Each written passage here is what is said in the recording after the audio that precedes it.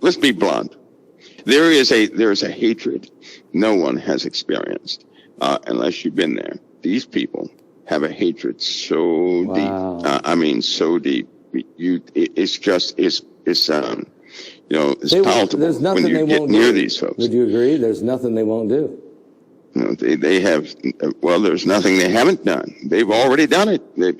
Things are in motion. These guys are, but they can be incredibly hateful, Pastor Paul. And when they get like this, so the only part to be careful of is agendas, because you don't really know what a person's agenda is. The key factor is this: if a person likes money, they're going to compromise themselves, period.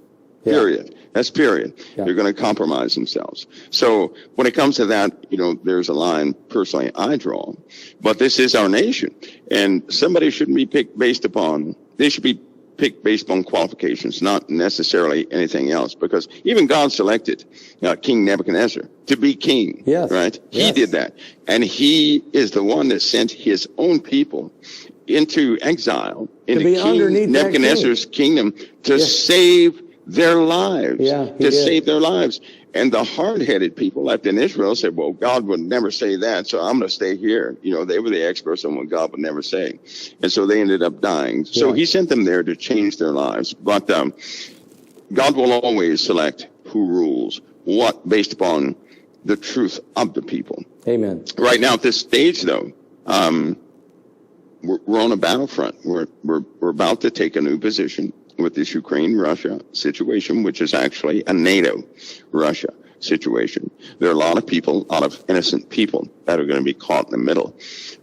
When it comes down to it, if any commander who starts stepping over the line just a little bit, they can easily go into this grave of insanity. That's going to evoke assassins. That's going to evoke assassins. What about the John Bolton and Mike Pompeo and the fact that we know for sure there was a plot to kill both of them, and that's been announced? This guy named Shahram Poursafi from Iran. Why has this been? Why are they letting us know this now? That's more like an attention diverter. If you remember back in 2013, Bolton was threatened. 14, he was threatened. There was a group inside the U.S. that wanted to get him.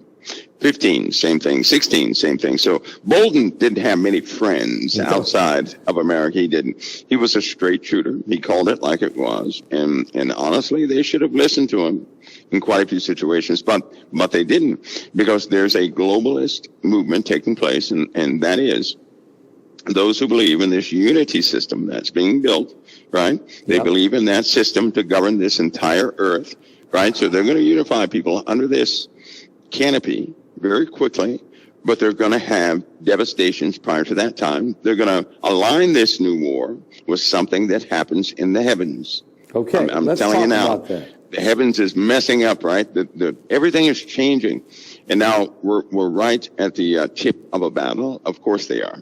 They're going to align that with something that happens in the heavens, which is going to be so what you're saying, so Mike, what's happening in the heavens, which obviously is affecting the sun and the earth and our entire solar system.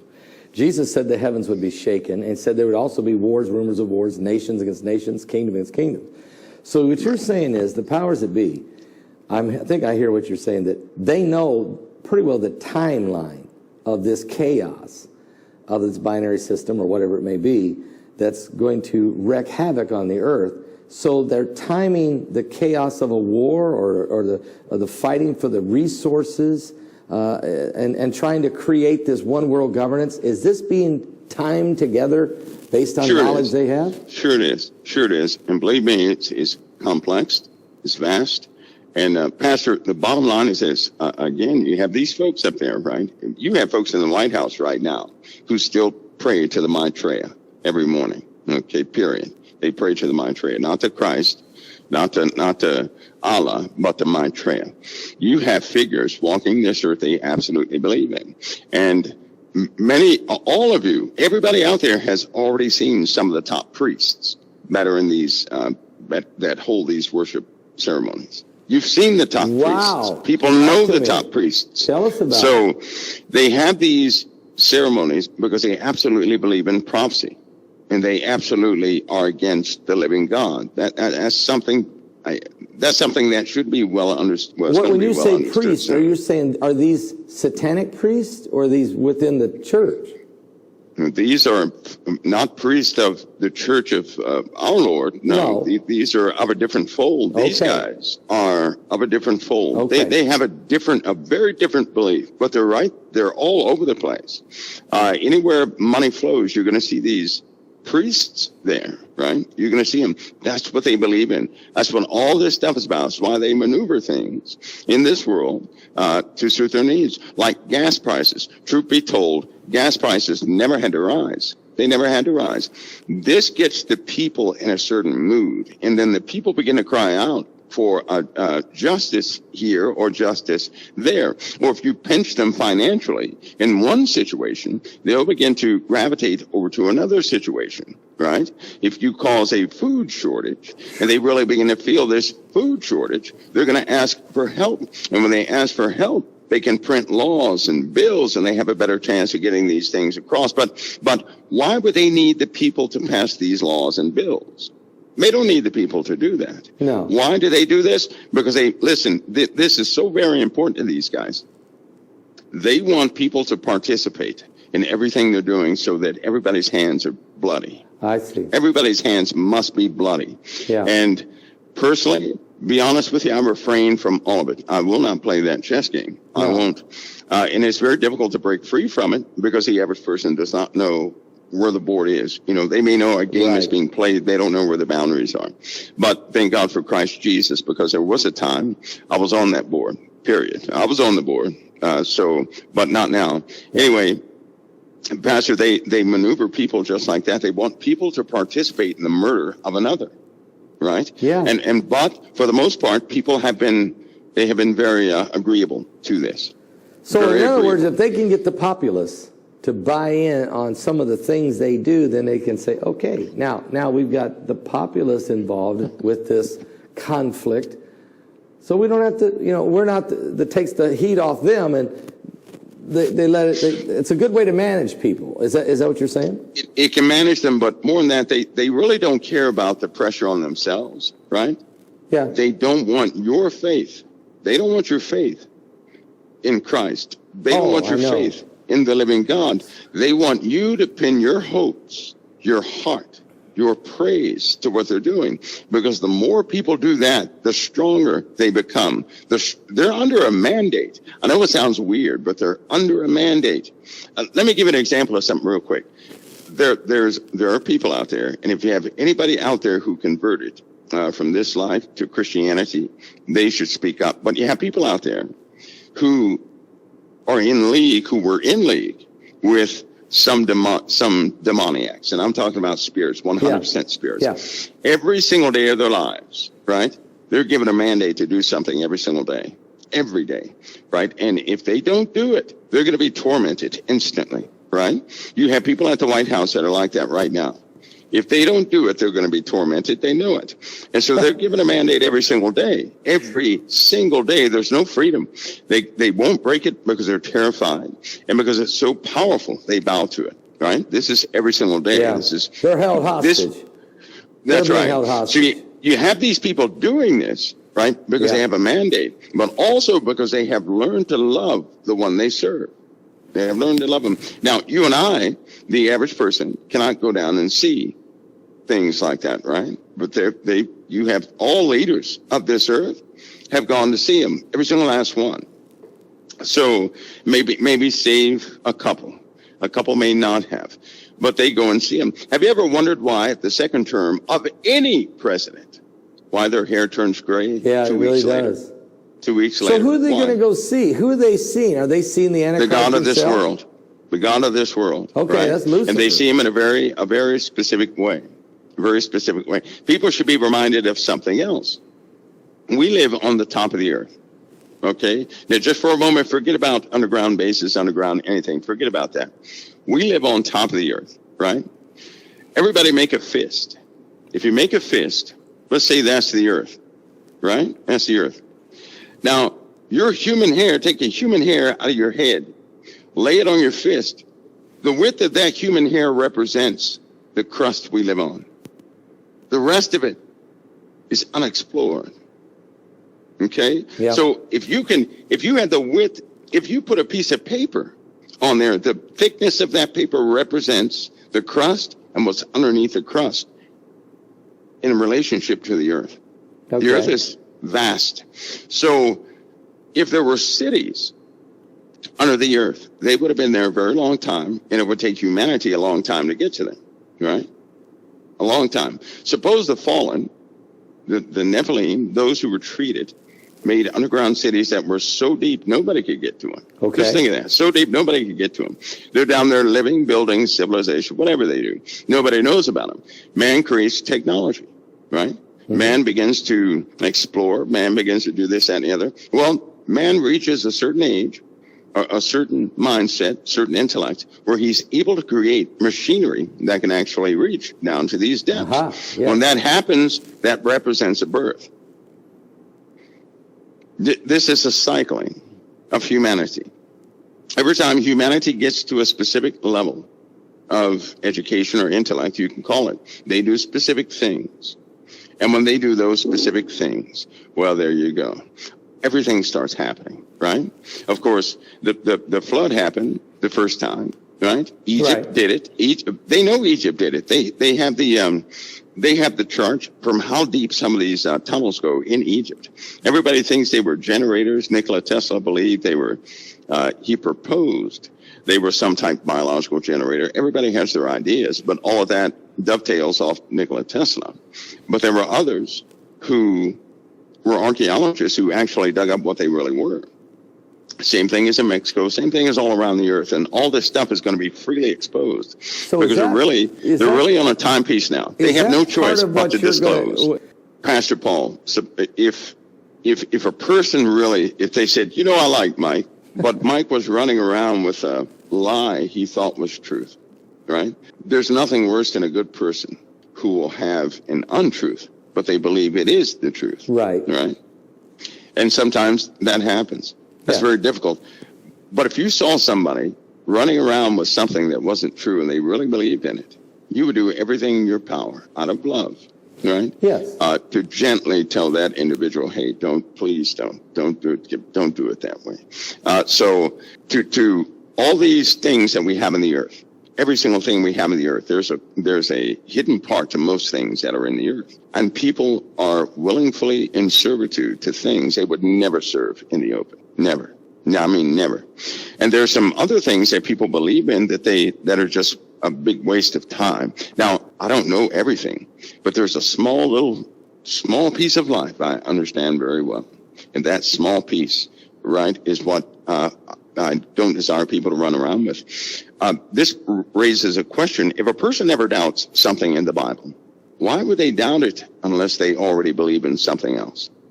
That's a problem. That's true. It's a big problem. But that's a problem, because if we are believing in something else that will cause us to doubt Scripture, we are believing in something that's not of light, but of darkness. Yeah. And it's going to be bought out. All these things that have been secret, they're going to be bought out. And believe me, the clock is counting down. Even the elite know this. Everybody knows this. That are in certain areas, they know this. They're going to do everything to meet this countdown. And it's about to really start to become fast and furious. And the earth will respond in kind. The earth will most certainly. Now, I don't subscribe to Gaia. I don't subscribe to this Gaia nonsense. Right. I subscribe to the Father. Amen. Because God gave man dominion over the earth. Amen. So what happens when a man's heart becomes wicked? He curses the earth. And if the earth is cursed, God's grace is withdrawn from the earth in that reason. So it's the earth, without God's grace, the earth could not exist. The earth must be done away with anyway, right? It couldn't exist. So if man serves the Lord in truth, God's grace is upon the earth holds itself together. If man becomes highly iniquity, they just love iniquity, then that curse is on them. Grace is removed because what they do is not blessed, right? They're not under a blessing anymore. They're under a curse. Amen. And it's only by mercy men stay alive. So the earth is about to cut up in a big way. All these will happen, they're going to be hand in hand, happening hand in hand. By the way, Pastor Paul, I know that people who trust in science, they probably can't stand this conversation. Okay. No, because even Apostle Paul said, don't believe in science falsely. Okay, that doesn't mean don't believe in science and don't believe in something that's right or true or proven. He's saying just don't believe theories that aren't actually real, that are based on, they're not biblically based. Okay, like Darwinism. Don't believe that false. Don't believe in natural selection. Don't believe in Darwinism or some type of, things evolve. I know we evolved, but we don't come from, we came from God. And there's this deception to try to convince the people. And I think this great, strong delusion that Apostle Paul talked about, I think is part of this alien deception, is to get people's eyes off Jesus and get them on the Antichrist by every means possible. Is that happening, Mike? Well, Pastor Paul, what if I were to tell you that delusion already exists? And a lot of people are in that delusion. I believe that. They're not going to escape that. They can't even see it. They can't even see it. But that's the way it is. And so to expose that, surely that could help somebody, because there are people out there suffering. They really do suffer. There are soldiers out there broken. They're broken. They have gone on certain missions. They've not been the same. There are a lot of people out there who have faced some very severe things they can't even discuss because of our society and the way people are normally, they're stereotyped as soon as they begin to talk about certain subjects. And then, our time is coming real soon. No one's going to be crazy anymore. Not one soul's going to be crazy. And in that time, it's going to be too late, though. Those are going to be the years when humanity cries. That's not going to be a good time for humanity. And the Lord's helping us out because he's sending quite a few things. They're like alarm clocks. When the heavens are on fire, it's an alarm clock. Yep. Some of these long fissures we see in the earth that are opening up, alarm clocks. It wakes a person up and says, hey, things are not like you thought. They're about to get a whole lot worse. Let me ask you keeps us on our toes. Yeah, let me ask you this question, Mike. Now, technology is advancing so fast, even for what we can see, us that are in the public, but the advancement of technology to mind altering or even almost soul altering, other than if you're a Christian, you can't mess with my soul. But is something already in play? I mean, I hear about 5G, and I hear people say that maybe 5G is only about 3% of it activated. Is there technology advances that, what's coming next, Mike, in the advancement of technology? Yeah. And their mental technology. Well, they have a it's a device you can wear. It's a non-invasive device you can wear that can stop pain in any part of your body. A non-invasive device I could wear that would stop all this arthritic pain in my body. All of it. Okay. Everything like that. And it's not a gimmick. It's not a gimmick. Where is this technology? Right? They're going to have to phase out pharma into a brand new type structure, and that's what they're doing. Pharma's going to bite the dust. So expect. Well, they're not going to really bite the dust. Okay. No, they're going to be used as management and sort of protocols we ran through them. They're still going to be in there, and that's what you see now with big pharma, right? That's why you're going to see a push from getting away from pills, and it's going to be replaced by electronic devices or stimulation devices. Is that part of the transhumanism agenda? That part is not. That part is not. But here's what it does. If you look at this seriously, right? Anytime the world can offer you something that will take away a discomfort, right? And especially if a person has not been healed yet. Just think of this. Yeah. If a person has not been healed, yet they can go get medication for something, they can go get a device for something. It's the same as medication. Right. They're going to go and get it, but they're also going to do what's necessary to keep it if it works. And there you are. They're going to do what's necessary to keep it. And so if it requires a little sidestep here, a little look away from this scripture here, people are going to do it. People are doing it now. Yeah. And thank God for Jesus Christ, because we live in a world that requires a person to sin in some sort of way to continue, period.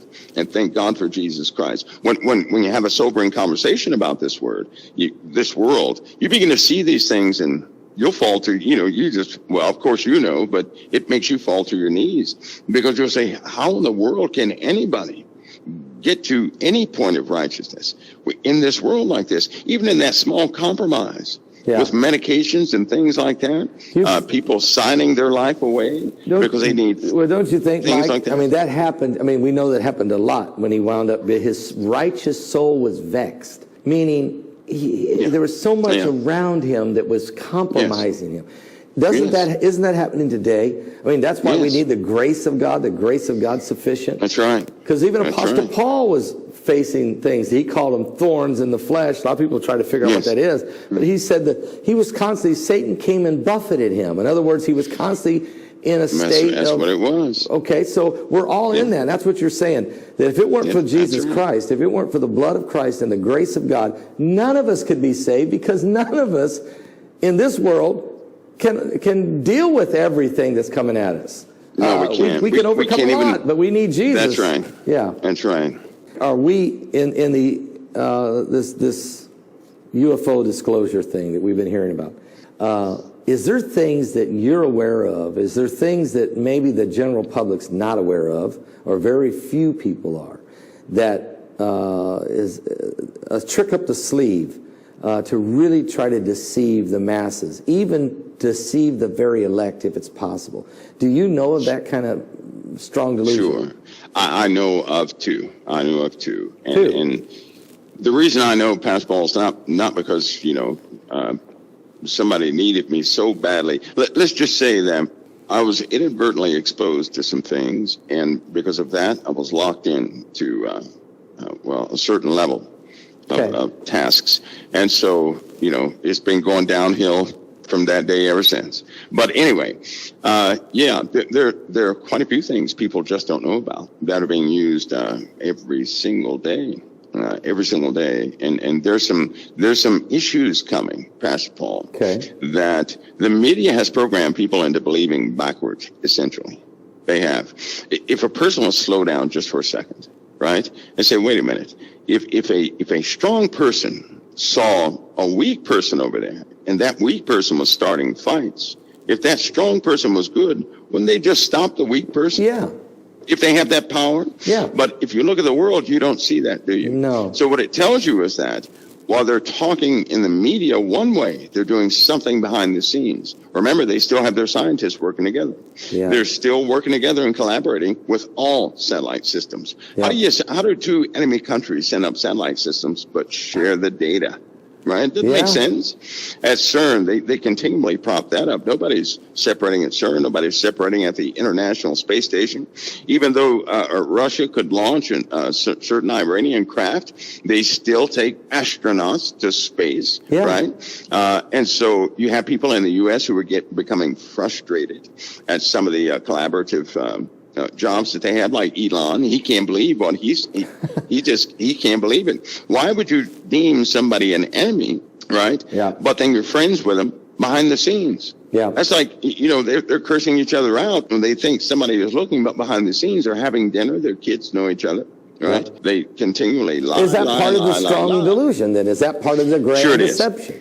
Sure it is, because they're part of they don't think like everybody else. Yeah. These guys are raised to manage people. These guys are raised. They're not raised to go out there and strive to make it. When you That's say not raised, their mentality. Are you saying there's elitist groups or families or whatever that have been trained, they've been raised, they're part of the global elitists that they're from a different school than me and you? Oh yeah, they're born into it, and their thoughts are how they see the world is totally different, which is why they can laugh and joke and everything else, even when they just signed a bill that would cause a lot of kids to die tonight from starvation. Yeah. They don't care. They can laugh and joke. They really don't. They really don't. And so these people are cold. Their conscience is seared with a hot iron. Yep. They are incredibly cunning and crafty. They are incredibly crafty, because you would never guess that they were who they were. Well, even the Bible, it says, be careful to entertain strangers, because you entertain angels unaware. It didn't say if they were good or bad.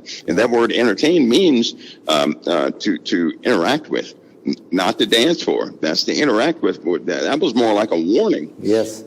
Be careful to entertain strangers, because you entertain angels unaware, right? Be don't careful say of whether your those are good or bad. And I got That's right. And I got a feeling that you'll probably mess up and entertain bad ones a little bit more than you would even the good ones, because The bad ones are targeting us. I mean, we are the prize, aren't we? They do everything. They do everything to get a person to praise what they have structured, and not God. They don't want, if a person praises God, and they do that for real, they're truly thankful for anything God did, God will inhabit that praise. And they know this. Yes. And through Christ, that cannot be stopped. That means somebody who doesn't know anything can thank God for something, and in that moment, God will inhabit that praise. Amen. He will inhabit that praise to that person. Amen. And that's for anybody. And see, Satan knows this. He didn't want people to have the breakthrough, to get healed completely. He wants people to really, depend on him for everything. Yes. I'll tell you what, Pastor Paul, I've been dealing, when it comes to your health and everything like that, I've volunteered for one too many things, right? So I've broken myself up quite a bit. But if it's your health and all these different things, it's almost like Satan wants you to play handicap, to accept some sort of handicap and say, I can't do this, can't do that. No, it's called pushing. Have you ever noticed, because I know we're getting up there in age, but when you push for the Lord, there are moments when there's no feeling in your body. If anything negative, it's like you're not even in your body anymore. It's like it doesn't matter. Yeah. And there are hard moments, but those hard moments always cause me to reflect upon those who were less fortunate at that time. So it only brings out compassion in me. So regardless of what Satan initializes something for, God will always get the glory for it. Always. If we would just obey him. And by the way, his obedience is not like somebody with a whip saying, do this the right way. That's not the way God works. God gave us things not to do, because if we do those things, we'll die. Yes. It's our choice. Yeah. But it's like that one illustration I use, like a heart doctor. A heart doctor works on your heart. He gets you all sewed up. He knows you need one specific type of medication, so he writes you on a prescription. You go to the pharmacy. He says, listen, don't let anybody else give you anything else. Don't take anything else with this. Just take that. Why? Because that physician knows what it's going to take to get your heart whole again. So if that person goes out and takes somebody else's prescription, they're going to kill themselves. Right. So that doctor was not being mean. That doctor was being incredibly compassionate, very concerned, just like the Lord is with us. And the Lord says, do not do this. If you could imagine a father saying that to his child with tears in his eyes, son, don't go out and drink. Don't go out and play with drugs. Don't do this, with tears in his eyes. That is massive sincerity. Yeah. Right? That's not a taskmaster. God is not like us. He didn't do things like that. So he has commanded his love towards us. He's not doing anything in anger. And grace is sufficient, and mercy is all over the place in this moment. But Satan doesn't want people to live like that. He's changing people's concepts. Many people have already had their concepts changed. If you talk about this UFO topic and ever say, well, these things in UFOs are the fallen, a lot of people will stand up and you can feel hatred coming out of them directly. Yeah, I noticed that. I felt that a few times. They will defend them. Yes, because they love them, Pastor. They love those things. I know, they worship them. And you know what? How in the world can something snatch somebody out of the bed, scare them to death? Right? And scare them to death. But then a month later, they're the good guys? No. That's called that's a conceptual change. You know, I had a conversation today with a guy, a really wonderful guy, and he said to me, I was really into all these UFOs.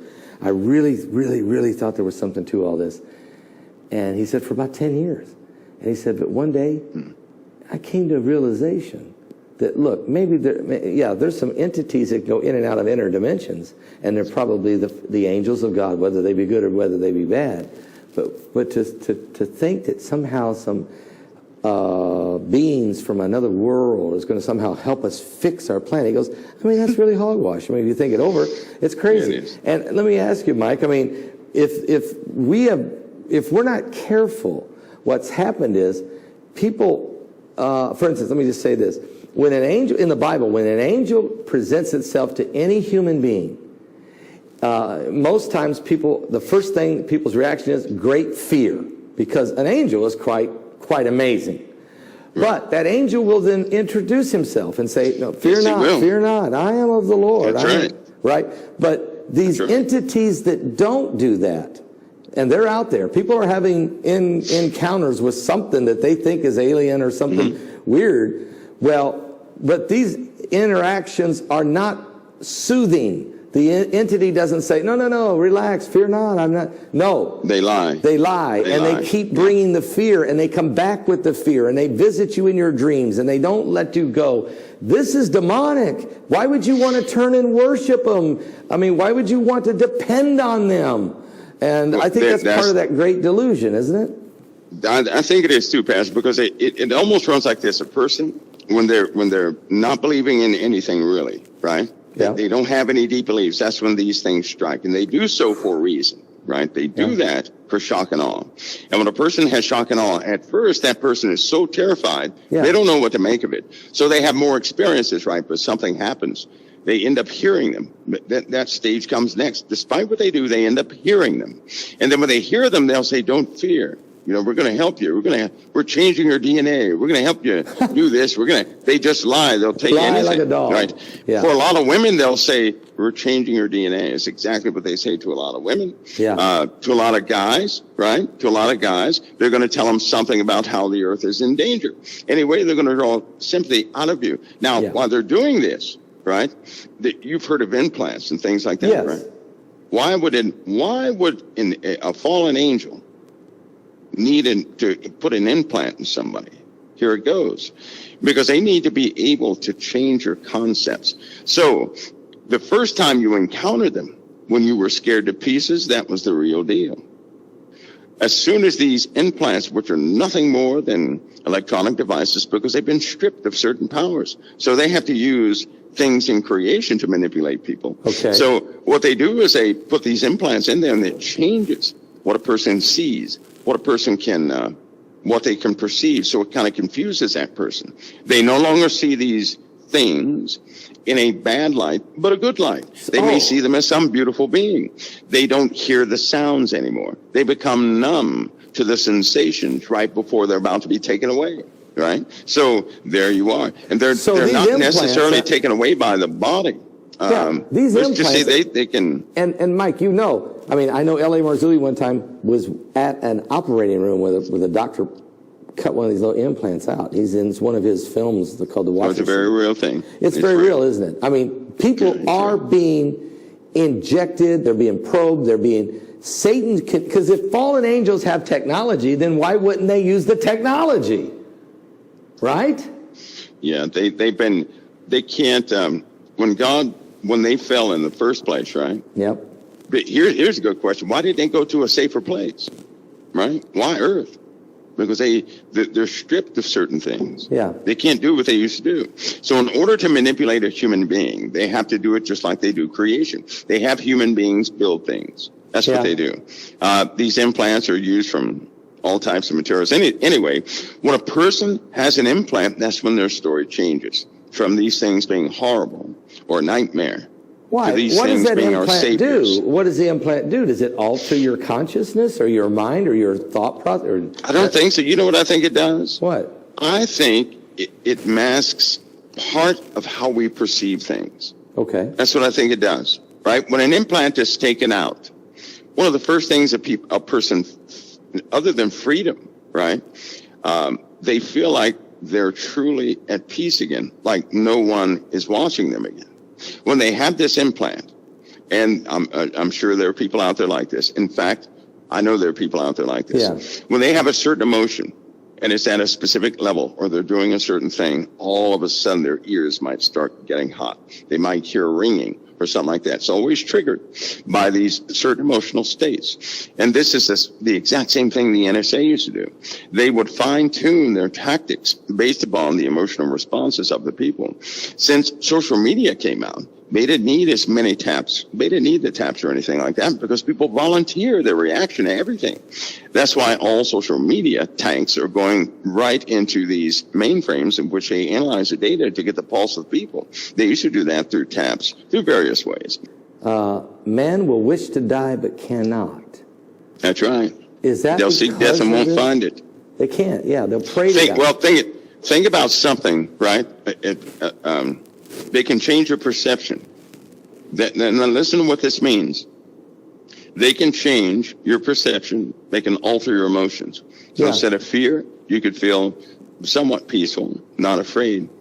But if you're at peace, they can put you in torment. There are folks out there, they have done this too, that refuse to cooperate, this, that, and the other. Now, in order for them to gain this much power over a person, that person has to be totally sold over to them, which means they have to recant Christ. They have to recant Christ. Yeah. They have to.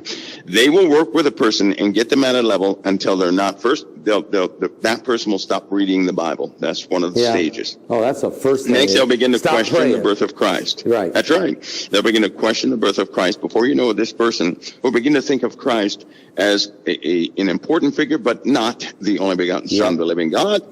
Then they start changing scripture and everything else. Then when that person is totally desensitized, they give away their faith. They recant their faith. They will be just straight out asked, right? Do you still believe in a silly God? These things they'll go from, they chip they'll away scare you to death in your bed, right? To altering your perceptions, to becoming your saviors and your big brothers. And these things will try to make you feel special. And then until you get to the point where they will tell you to your face, do you still believe in a silly God? They will also tell women out there, women, be careful, because they will tell a woman in a heartbeat, we would like you to come with us to teach. They always say this, Pat. Now, it sounds fruity, right? But it doesn't sound fruity to the millions of people who have experienced this, and they can't tell a soul. Yes, they'll give them a crystal, they'll give them a cube, they'll give them anything, and they'll say, we want you to come with us. They'll give you an opportunity to come with them. But before you can answer, poof, that's the end of that experience or whatever it is. That makes a person seek them out. All these are ploys to cause a person to sit up on their couch and start meditating to try and get in contact with them. So when a person is doing that, trying to contact them, they're actually opening themselves up. They're opening up gates, they're desensitizing themselves into their soul. Because a human being is a real portal. A human being has dominion over the earth. No fallen angel can do anything to the earth unless they convince humanity to allow them to do it. Because God gave us dominion. He didn't give them dominion. That's true. But people are handing over their dominion to these surrendering, things. Person after person they're after person. They're selling their birthright. They're surrendering their dominion. They're giving up their authority. And Satan wants to disarm you first before he can completely take you. And that's what you're saying. It's a great point, Mike, that you're making here. And also, we've had people contact us, Mike. I'm going to ask you this. We've had people contact us who say that they have been violated by these entities, that even have been lured by them to help reprocreate, to bring forth children unto them. Now, we know this happened in the Bible. We know it happened in Genesis 6, before and after the flood. But we're actually hearing from people who are traumatized. They are literally traumatized, and they're trying to figure out how to be set free of this thing. Have you heard of this in your... Yes. Tell us. Yes. Yeah. Actually, I've heard of that a lot. Right? Is that something the government knows and studies? Yes, it is. It's something that's tracked. It is something that, they know about it. They'll eventually disclose everything about it, and they'll eventually say, well, it was for the good of all of us. So they're going to play into this thing. They're going to play into this. If a person is plagued by these things, right? Yeah. The number one thing I can tell that person is they have to cease. They have to stop. They have to really stop looking in that direction right now and put all their attention. They need to relearn who Christ is. Yes. Now, not go by their previous knowledge. They have to relearn who Christ is right away. They can't entertain that topic anymore. They have to relearn who Christ is. And then the second stage, right, is they need to declare everything that they own, everything that they have, right, to be utilized for the kingdom of God. Amen. Only.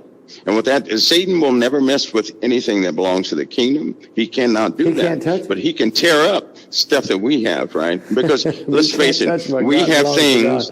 That's right. He can't do it. And so if a person commits their goods, now they can't just speak it. This No. has to be done by the heart. In other words, they have to have an intent to actually do it, right? That's That right. everything they have to utilize for the kingdom, I'm telling you, it will slam the door in the face of any disruptions that a person would have. Amen. You know, it's Slam kind the of, door I in love their the faces. fact you say this, because I've had people ask me, okay, Pastor, why do you use your home to make studios, and why do you have a garage dedicated to the anointing of blankets? And I mean, couldn't you use that for some of your own personal use?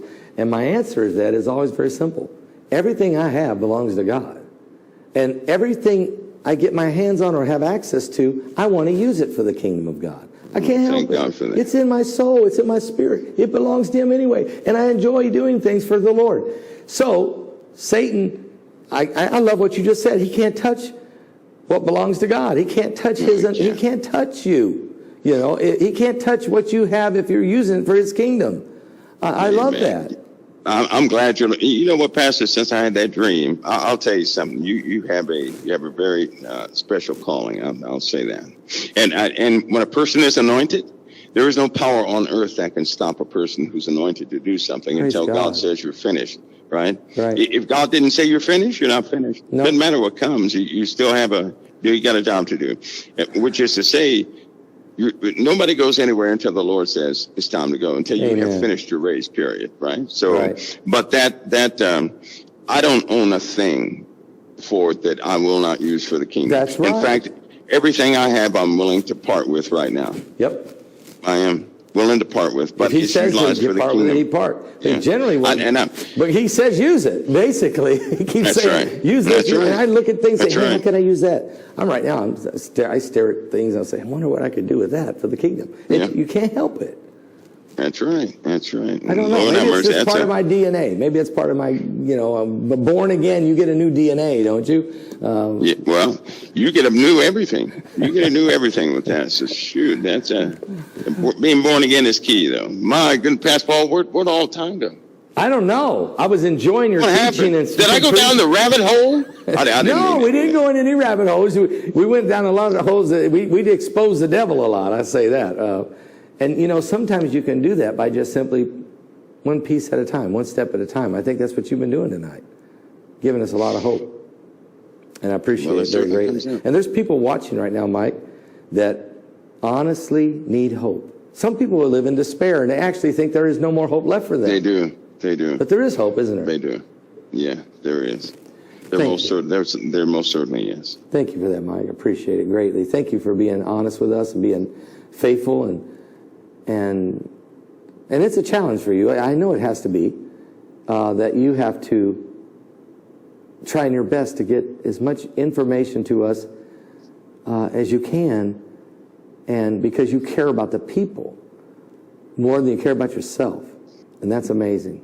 Thank you again for being here tonight. It's been a wonderful It's evening. always an honor. Yeah. I heard about Stan Dale. He was on. You know what? Stan Dale was on today. Yeah, he looked good, didn't he? That guy is he's brilliant. He understands some topics that the body of Christ truly needs. He really does, and he's not tied to anything anymore. So, my goodness.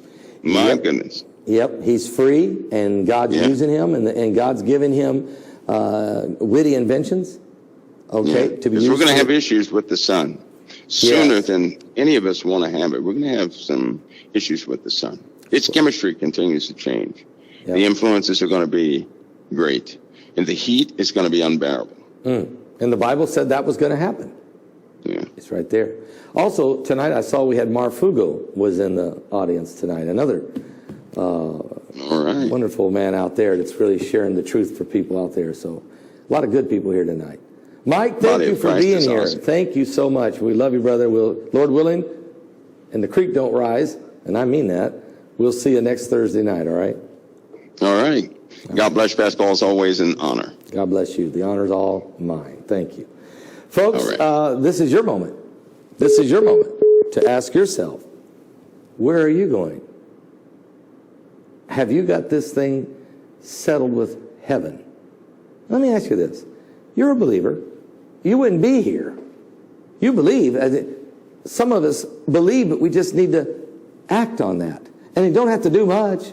Basically, just call on the name of the Lord and say, look, I already know. That interview I did with Stephen Boyles, he tells you in that interview, and I won't share everything because, man, it's amazing. But he met somebody in heaven that he didn't think in his own self would have made it. And there he is. He runs into this person. And he's kind of like, whoa, you know, glad you're here.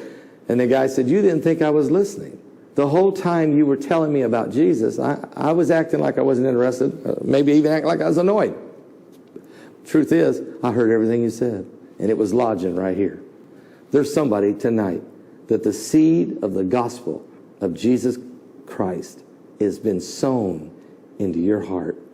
Why don't you go ahead and come on over to the winning side? Let's get saved. In other words, what that man was saying was, I heard you, and I made it right with God, and you can too. Give your life to Jesus Christ